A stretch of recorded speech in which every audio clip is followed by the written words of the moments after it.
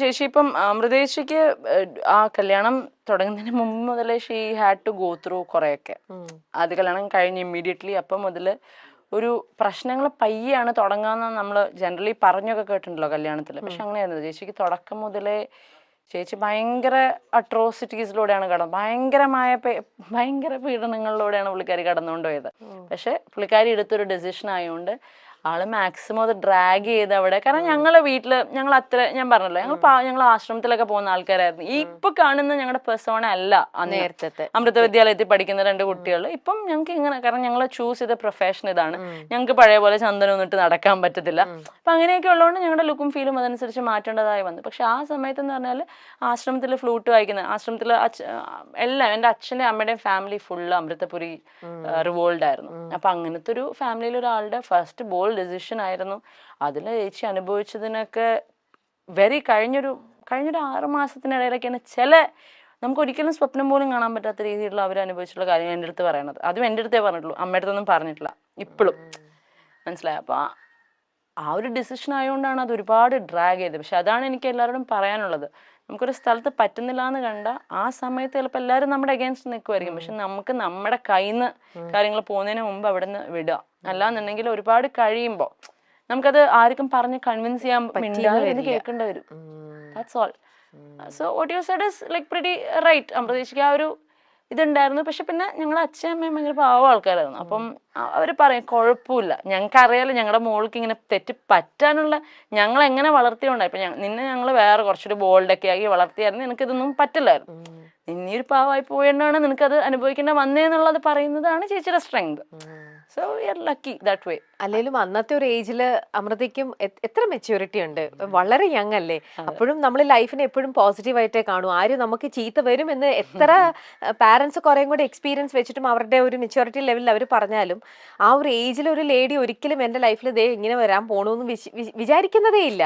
എനിക്ക് നല്ലതായിരിക്കും വരുന്നത്, ഒരു ട്രൂ ലവ് ആണ്, എന്റെ ലൈഫ് നല്ല രീതിയിൽ ടേക്ക് ഓഫ് ചെയ്യും ഇതാണെന്ന് വിചാരിക്കും. അങ്ങനെ വിചാരിച്ചിട്ട് അതിലേക്ക് സ്റ്റെപ്പ് ഓൺ ചെയ്യാണ്. പക്ഷേ അതവിടെ നിന്ന് തെറ്റിപ്പോയി. അങ്ങനെ പറഞ്ഞോട്ട് എന്റെ സ്റ്റോറിയിലെ വില്ലൻ ചിലപ്പോ മറ്റൊരാൾക്ക് വില്ലൻ ആയിരിക്കണം എന്നില്ല കേട്ടോ. അവര് തമ്മിൽ ചേരായിരുന്ന കൊണ്ടാണ് അവരത് വർക്ക് ആവുന്നത്. മേ ബി പുള്ളിയാണെങ്കിലും അയാള് നല്ലതാണെന്ന് തോന്നുന്ന വേറെ ആൾക്കാരുണ്ടാവുമായിരിക്കാം. അതിനകത്ത് നമുക്കൊരു തെറ്റും പറയുന്നില്ല. ആള് ചെയ്യുന്ന നല്ലതൊക്കെ നല്ലതാന്ന് തന്നെ അപ്പോഴും പറയുന്നുള്ളൂ. പക്ഷെ എന്റെ ചേച്ചി സഫർ ചെയ്തത് അത് കേൾക്കുമ്പോ എനിക്ക് ഹീസ് എ വില്ലൻ ഓൺലി. അത് എനിക്കിപ്പോ എവിടെ ഇരുന്നോ ഞാൻ പറയും, ഐ ഡോണ്ട് കെയർ. ചിലത് തമ്മിൽ ചേരില്ല, എന്നാ അതിലെ ഒന്ന് വേറെ ആൾക്കാരായിട്ട് അത് ചേരുവായിരിക്കാം. നമുക്കൊന്നും ചെയ്യാൻ പറ്റുന്ന കാര്യങ്ങളല്ല. അപ്പൊ അതിനകത്തൊക്കെ ഈ പറഞ്ഞ പോലെ നമ്മളൊന്ന് സക്സസ്ഫുൾ ആയ സ്ട്രോങ് ആയി ഒന്ന് ജീവിച്ച് കാണിച്ചിട്ട് നമ്മൾ എന്തെങ്കിലും പറഞ്ഞാൽ അത് കേൾക്കാൻ ആൾക്കാരുണ്ടാവും. അല്ലെങ്കിൽ നമ്മളവിടെ കിടന്ന് വെറുതെ ചുമ്മാ വിക്ടിം കാർഡ് കളിക്കണോ, പെണ്ണിന്റെ ഇത് പറയണോ, ചുമ്മാ അതാ. കാരണം വേറെ കുറെ കഥകൾ നമുക്ക് അറിയാവുന്നതാണ്, where women are villain. So നമ്മുടെ നാടാണെങ്കിലും കുറച്ചുകൂടെ ആണുങ്ങൾക്കൊരു ഇതുള്ളതാണ്. അപ്പൊ ഇതൊക്കെ നമുക്കൊന്നും ചെയ്യാൻ പറ്റുന്ന കാര്യങ്ങളല്ല. പോട്ടെ, സമയം വരും.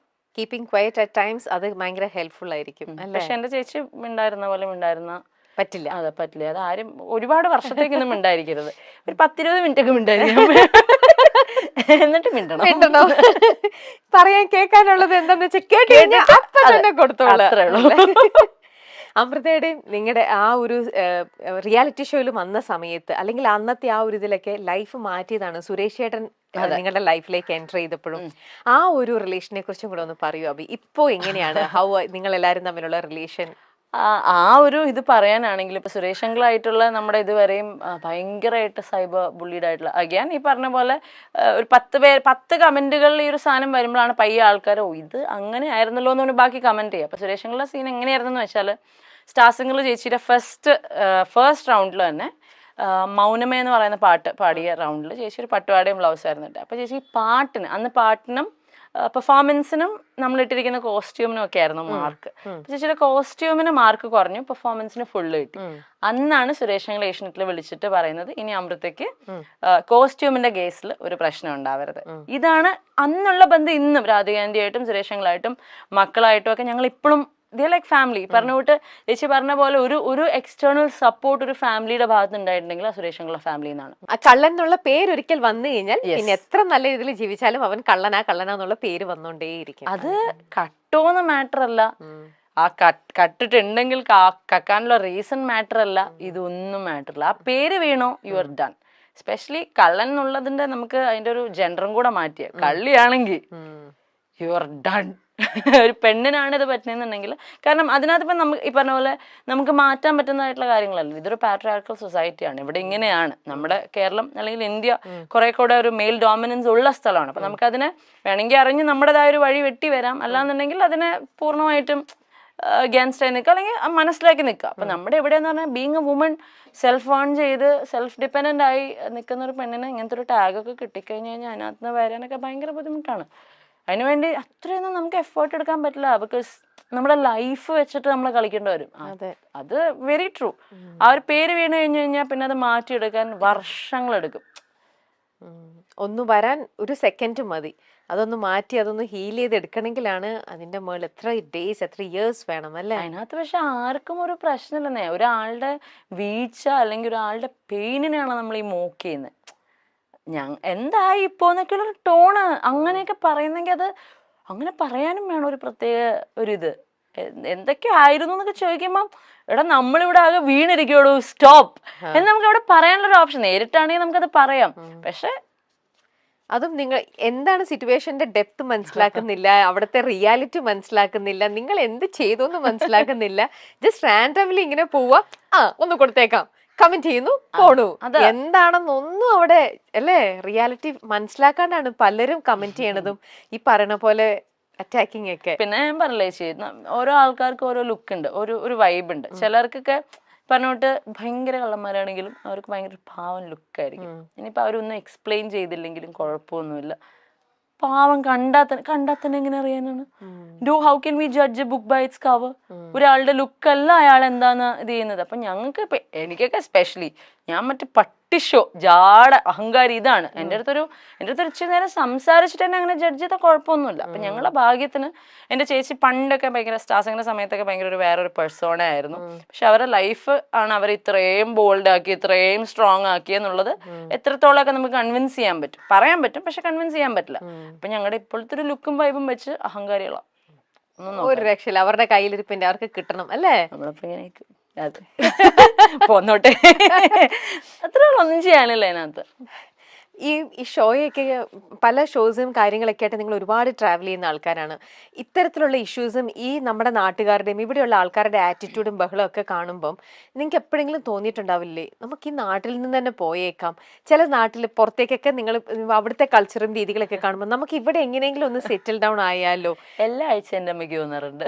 എല്ലാ ആഴ്ച ഏകദേശം ഒരു മൺഡേ തുടങ്ങി സൺഡേ ഒക്കെ ആകുമ്പോഴത്തേക്ക്, അതായത് ഇന്നിപ്പോ നമ്മുടെ ഷൂട്ട് നടക്കുന്ന ഒരു മൺഡേ ആണ്. ഇന്നിപ്പം അമ്മ ഇന്നലത്തെ ഡോസ് ഒക്കെ കഴിഞ്ഞ് ഇന്നൊന്ന് അതെ ഇതായിട്ടുണ്ട്, റീജനറേഷണൽ മോഡലാണ്. സൺഡേ ആകുമ്പോഴത്തേക്ക് പറഞ്ഞാൽ നമുക്കൊന്ന് എവിടെ നിന്ന് പോയാലോ? കാരണം സൺഡേ ആണല്ലോ ഈ സോഷ്യൽ മീഡിയ, ഐ മീൻ വീക്കെൻഡിലാണ് ഇതൊക്കെ ആക്റ്റീവ് ആവുക. അപ്പോഴാണ് കമന്റ്സ് ഒക്കെ ഭയങ്കരമായിട്ട് കൂടുക. അത് കഴിഞ്ഞിട്ട് നമുക്കൊന്ന് പോയാലോ എന്ന് എപ്പോഴും പറയാറുണ്ട്. പക്ഷെ ഈ പറഞ്ഞോട്ട് നമ്മുടെ ഉള്ളിൽ ഇപ്പൊ ഒരു വാശിയായി ചേച്ചി. ഞാൻ ജനിച്ച എൻ്റെ മണ്ണില് ഞാനൊന്നും ചെയ്യാതെ ആരുടെയൊക്കെയോ വാശി തീർക്കാൻ വേണ്ടി ബലിയാടായിട്ട് എനിക്കിവിടെ തന്നെ പ്രൂവ് ചെയ്യണം. ഞാൻ വേറെ എവിടെയെങ്കിലും പോയിട്ട് എനിക്ക് അവിടെ സക്സസ്ഫുൾ ആവുന്നതിനകത്ത് എന്താ കാര്യമുള്ളത്? ഓക്കെ, അവിടെ ഞാൻ പോവാം, പക്ഷെ എനിക്ക് ഇവിടെ നിന്ന് പോകണം. ഇവിടെ എന്റെ പേരുണ്ടാക്കി ഇവിടെ എനിക്ക് ഫൈറ്റ് ചെയ്ത് ഇവിടെ തന്നെ നമ്മുടെ കാര്യം ക്ലിയർ ചെയ്തിട്ട് ഞാൻ എന്താന്ന് എല്ലാവരും ഇവിടുത്തെ ആൾക്കാർ ആദ്യം നമ്മുടെ നാട്ടിൽ വിലയില്ലാതെ പിന്നെ പുറത്ത് എവിടെ പോയിട്ട് എന്താ കാര്യം? We love our place. ഞങ്ങളുടെ നാട് ഞങ്ങൾക്ക് അത്രയ്ക്ക് ഇഷ്ടമാണ്. ഇവിടെ വന്നിരിക്കുന്ന ആൾക്കാരെ തെറ്റിദ്ധാരണയാണ്, അത് ക്ലാരിഫൈഡ് ആവും. എന്നിട്ട് പുറത്ത് എവിടെയാന്ന് വെച്ചാൽ പോയി സെറ്റില്ല. അപ്പൊ ഇത് തന്നെ അമ്മ അടുത്തും പറയാറുള്ളൂ, അമ്മ ഇതിലെന്താ കാര്യം? അവിടെ പോയി കഴിഞ്ഞാൽ നമുക്ക് നാട് മിസ് ചെയ്യും, നമ്മുടെ സ്ഥലം മിസ് ചെയ്യും, നമുക്ക് സമയം വരും, അങ്ങനെ തന്നെ പറയും. അല്ല പിന്നെ പറഞ്ഞു മാനിഫെസ്റ്റഡ് ആവുമായിരിക്കും അത്. ഡെഫിനറ്റ്ലി എൻ്റെ ക്ലോസർ സർക്കിളിലുള്ള ആർക്ക് എന്നെ പറ്റി ഒരു ചെറിയ തെറ്റിദ്ധാരണ വന്നാലും ഞാൻ അത് വിളിച്ച് സോൾവ് ചെയ്യുന്ന ആളാണ് maximum. When it comes to large scale ഈ എന്റർടൈൻമെന്റ് മീഡിയയിലൊക്കെ നിൽക്കുന്ന ഒരു സിനാരിയോ വരുമ്പം ഒരു പരിധി വരെയൊക്കെ ഈ പറഞ്ഞ കുട്ടിയെ നമ്മൾ എഫക്ട് ചെയ്യാതിരിക്കാൻ വേണ്ടിയിട്ട് നമുക്കത് അവോയ്ഡ് ചെയ്ത് പോവാം.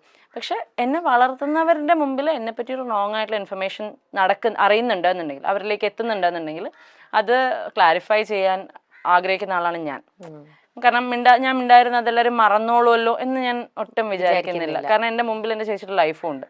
ഞാൻ മിണ്ടായിരുന്നു കഴിഞ്ഞു കഴിഞ്ഞാൽ പയ്യെ അവർക്ക് മനസ്സിലാവും. എങ്ങനെ മനസ്സിലാവാനാണ്? എൻ്റെ സൈഡ് ആൾക്കാർക്ക് പറയാതെ എങ്ങനെ മനസ്സിലാവാനാണ്?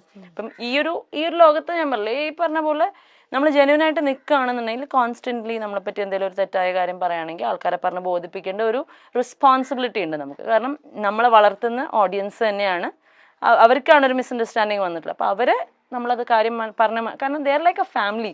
ഇതൊരു എക്സ്റ്റെൻഡഡ് ഫാമിലി തന്നെയാണ്. ഇപ്പം ഞങ്ങൾ വ്ളോഗേഴ്സ് എന്നൊക്കെ പറയുമ്പോഴത്തേക്കും AG വ്ളോഗ്സ് ഒക്കെ തുടങ്ങുന്ന സമയത്ത് ഞങ്ങൾക്കൊരു വലിയ കുടുംബം ഉണ്ടായിരുന്നു. ഈ ഫോളോവേഴ്സ് ആയിട്ട് വന്ന ആൾക്കാർ ഒരു ഫാമിലി ആയിരുന്നു. അപ്പം അത് ഞങ്ങൾക്ക് ബിഗ് ബോസിലൊക്കെ പോയി കഴിഞ്ഞപ്പോഴത്തേക്കും ഇടയ്ക്കൊരു വലിയ ബ്രേക്ക് ഒക്കെ വന്ന് നിന്ന് പോയി. പക്ഷെ എന്നാലും ഇന്നും ഞങ്ങൾക്ക് ഒരുപാട് ഫോളോവേഴ്സിൻ്റെ പേരും മുഖമൊക്കെ ഓർമ്മയുണ്ട്. ഞങ്ങൾ ഇന്നും ടച്ചിലല്ല എന്നുണ്ടെങ്കിലും. അപ്പം നമ്മുടെ വീട്ടിൽ നമ്മളെ പറ്റി ഒരു തെറ്റായ കാര്യം എത്തിക്കഴിഞ്ഞാൽ നമ്മളവിടെ ക്ലാരിഫൈ ചെയ്യുന്നുണ്ടെങ്കിൽ അതേ എക്സ്റ്റെൻഡഡ് ഫാമിലിയാണ് ഈ ഓഡിയൻസും. അവരുടെ അടുത്തും ഒരു പരിധി വരെയൊക്കെ നമ്മൾ ക്ലാരിഫൈ ചെയ്യേണ്ടതാണ് ഉണ്ടെന്ന് ഞാൻ വിശ്വസിക്കുന്നുണ്ട്. പക്ഷെ മറ്റേ ആറ്റിറ്റ്യൂഡും കുഴപ്പമൊന്നുമില്ല. I don't care, it's part of the game എന്ന് പറഞ്ഞ് പോകുന്നതിനും ഒരു തെറ്റുമില്ല. പക്ഷെ ഞാൻ എൻ്റെ ഒരു സിനാരിയോ വരികയാണെങ്കിൽ എന്നെപ്പറ്റി ആരെന്ത് പറഞ്ഞാലും ഞാൻ അപ്പം ഒന്നിരിക്കും. ചിലപ്പോൾ അതിൻ്റെ ട്രോമ ആയിരിക്കാം ചേച്ചിയുടെ കേസിൽ, പക്ഷെ ഐ വിൽ ക്ലാരിഫൈ. ഒന്നും പിന്നത്തേക്കില്ല, എല്ലാം അപ്പ തന്നെ. ശരിയല്ല ഉറക്കുമ്പോൾ